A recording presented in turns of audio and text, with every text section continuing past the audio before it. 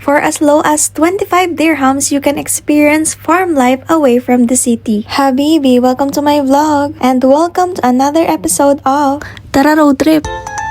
So for today's video, we are going to Albaya. Sumakay kami sa may Alwada Bus Terminal at sumakay kami sa 202 na bus. Pwede rin kayong sumakay sa 201 na bus at dito kayo bababa sa may Deerfields. Pumasok nga muna kami dito sa mall at kumain. Kasi sasakay pa ulit tayo ng isa pang bus at ayan nga yung 225. Nagbus na lang kami kasi accessible naman yung lugar. And wala ring masyadong tao ng mga time na to. Naisipan kasi namin na pumunta doon sa Mazara. Isa itong farm na merong cafe. And pwede mong ma-experience dito yung farm life. Tapos pwede ka ring magkape. At ito nga pala yung entrance niya, 'di ba? Ang ganda. Ang presko lang ng ambience dito. Tapos, aesthetic din yung kanyang exterior and lalo na yung interior niya. So, ito nga pala yung cafe. Then, sa loob, meron kayong makikita na parang mini palengke na ang tinda ay mga gulay, prutas, at kung ano-ano pa.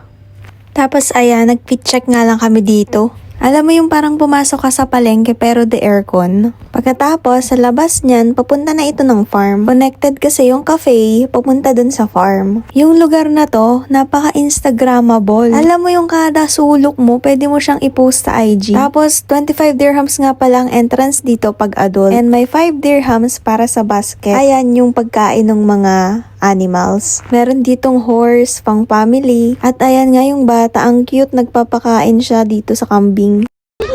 Bye-bye! And nagulat ako, merong Filipino native na manok. Hindi ako nagkakamali, tandang yun eh.